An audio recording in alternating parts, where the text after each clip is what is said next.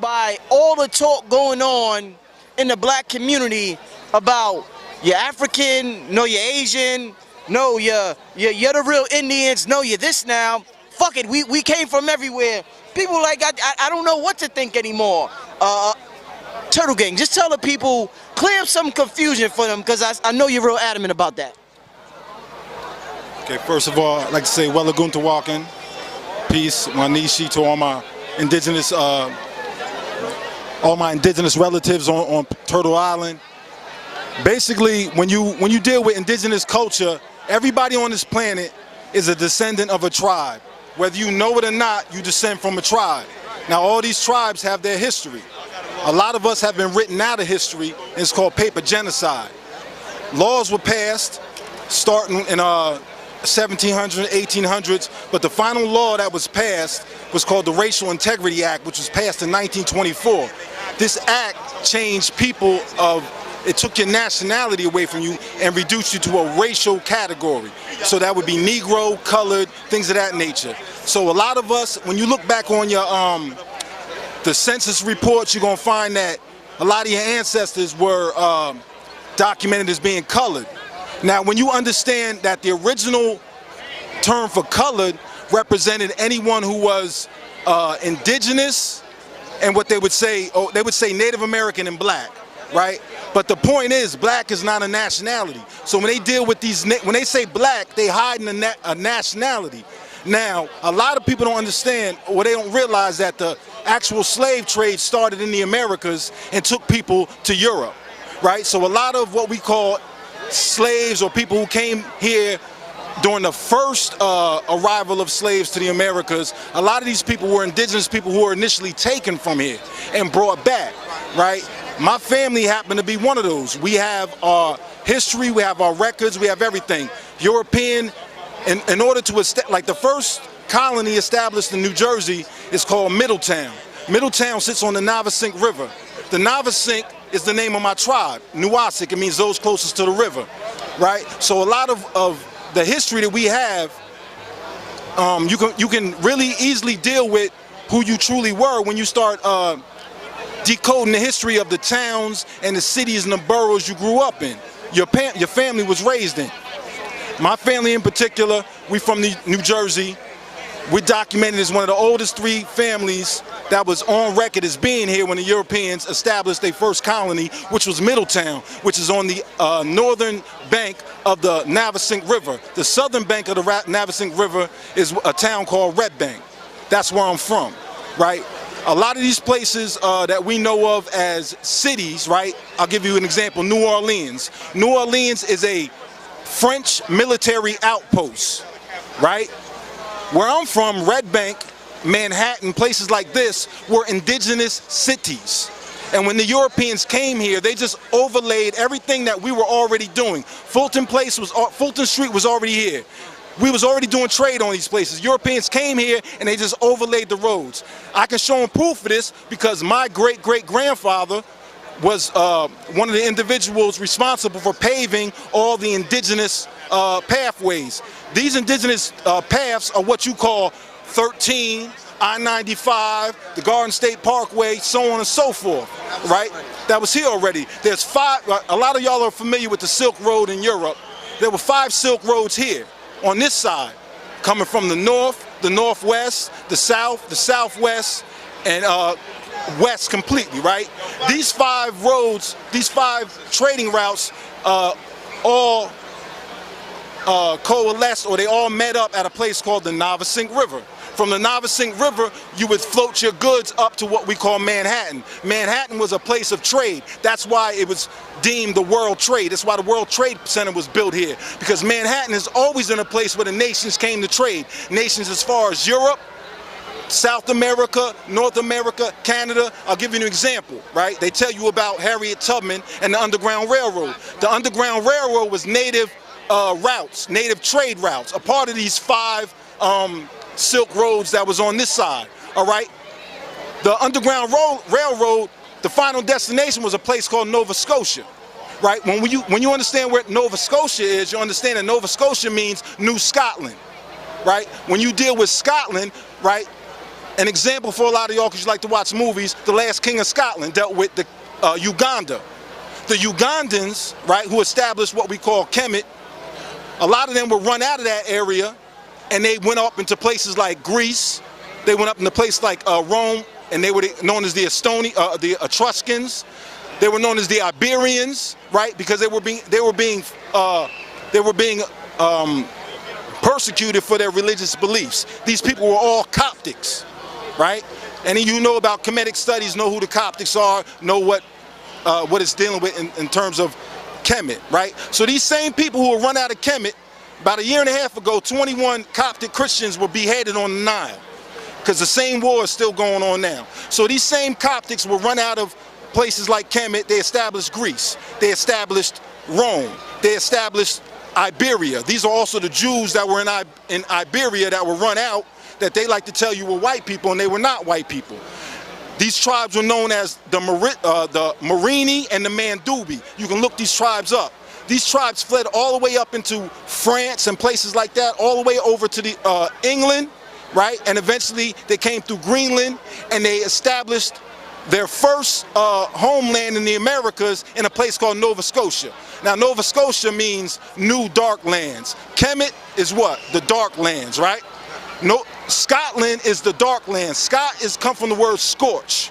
Scorch, as in blackened, right? So now when you're dealing with the term Scot, Scot means dark. So when we talk about Anne Scott, who was the mother of King James, Scott is not a name, it's a title. See, a lot of the things we don't understand is that what we think of as surnames are just descriptive titles, meaning Europeans, when they named things or they designated things, it was either descriptive, locational, right, or functional.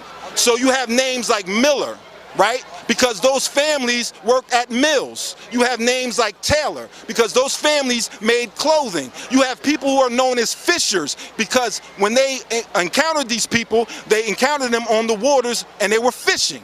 So they called the people fishers. You have families named Rivers. Why? Because when they encountered these families, when they came here, they named them according to their location place, right? So you have family names like Hill, right? Family names like my family, which is Rock, right? When you start to deal with the real understanding of languages, you understand that a lot of the people who, what we assume are surnames, are really descriptive terms given to the people, right? So I could go deeper in it and start breaking it down from the language of my people, which we call our language Lenape, because the language is synonymous with the people, right? But when they steal your language and they steal your identity, what happens is you start to revert and you start to use different names, identities for yourself.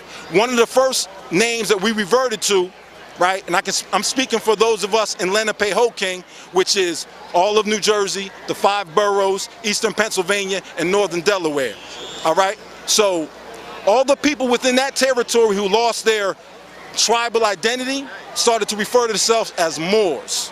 Because Moor is a general title that references seafaring indigenous nations, right? It doesn't mean Morocco.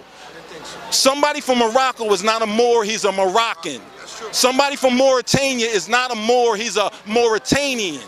If that concept was valid, then if Moor is short for Morocco, then the concept of a Moor would be what we call ourselves, because we come from America, right? So for somebody to start talking like Moor is not a nationality, right? Moor come out of a function, it come out of an action. Mooring is steering. In order to moor a ship, you're guiding a ship, right? Moor, who was the person when Columbus sailed here, who guided his ship? Pedro the Moor. Moor is a function, just like Taylor is a function, just like Smith is a function. But the Europeans, when they encountered the original Moors, right, they were all melanated people. So through association, Moor became dark. But it's not what it means. Connotatively, it means navigator. That's what it means. But you're going to deal with people who are going to tell you Moor means this and Moor means that, and I'm telling you, they are not educated on the concept. Now, I will break it down for you. There's a tribe called the Nanticoke Lenape Moors in southern Jersey, right? For a long period of time, after they passed laws which denied us the right to carry out our culture, and our culture was simply farming. farming and hunting. All this other stuff y'all want to talk about, it's just the show. It's regalia, right? Our culture was hunting and farming. When they outlawed that because they wanted to control our food sources, when they outlawed marijuana and hemp because it provided over 1,000 remedies for in terms of foods, medicines, things of that nature. When they outlawed all that, we were forced to start dealing with them on their terms, right? Now, when they removed a lot of us to Oklahoma, the Indians that were removed then were the amalgamated Indians who were a product mainly of the Irish migration and us mixing with the Irish.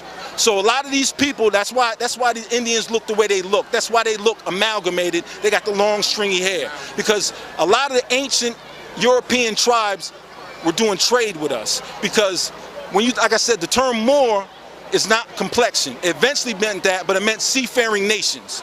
So seafaring nations would be any nation who is not landlocked and is on waters, right? So certain nations wouldn't be considered Moors because they landlocked. Their whole culture is not predicated on seafaring, right? So you would include people like Vikings and people like that as Moors, right? This is why they tell you free white people in the definition, they include all different types of people. Because they're dealing with nations who navigated, who are part of ancient treaties, and I can name the 6 ancient treaties, but we could, you know what I mean, we'll do that another time. But there were 6 ancient treaties that united all the tribal families on the planet. All these planets did trade in places like the Isle of Man, which is a small island off of Europe, you know what I mean, off of England, pardon me. So we're dealing with ancient indigenous cultures that migrated via navigation of boats and ships. Now, we didn't need giant boats because if you're familiar with the Filipino islands, you know you can island hop in canoes. You can get from Africa to the furthest island in the Filipinos because they're so close, you can island hop. Well, you can island hop from Europe to the Americas via Greenland and the islands that are in between that the map don't show you. All right? So when they talk about the Bering Strait, those were the Asiatics that came over here at another time. The actual migration that our people took to come here from places like the Middle East, Kemet, Africa, East Africa, came through what we call Europe, Greenland, England, things of that nature. Now, anybody who wants to question this information, all you have to do is look up a group called the Micmac. The Micmac are located in Canada on down to what we call Maine, right? The Micmac have a hieroglyphic script. And within that hieroglyphic script, they also have the Lord's Prayer. So we're dealing with Christians, right? The early Christians, who are not the Christians that we sit up here and fight with.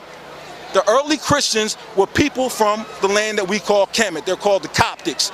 Greek is not a language. Greeks speak Coptic, right? So when we say they spoke Greek, people don't know what they're talking about and they're misleading you. There's no such thing as Greek. These people were Coptics, right? These people were Africans who migrated into a different area. It's packed right now. You can't set up something with all these people here. You got to find a little bit of space for yourself so you can have your own space so you can thrive as a nation. So that's what nations was doing. So we have ancient nations that have ancient treaties, right? Those treaties were interrupted in what you call the Inquisition. The Inquisition started in a place called Denmark, right? Amongst white tribes. Why? Because those white tribes had treaties with the other tribes all over the planet. And these people are the people that you would eventually become known as Moors, because Moor means navigator. It don't got nothing to do with complexion.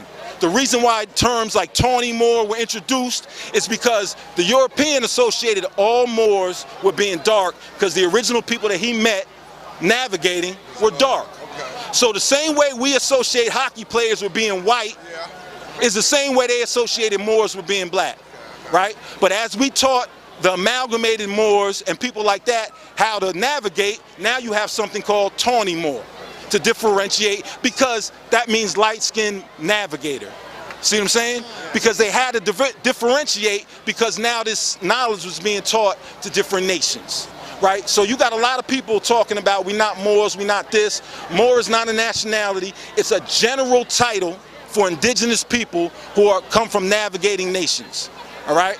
Now, it's a general title just like black. Just like black. Because when you say black, you don't know what nation you're talking about, right? Somebody asked me my nationality, I'm Lenny Lenape. That means the real people. We got a language, you got a river, we got everything. I'll take you to my burial grounds, everywhere. You standing in my territory right now, right?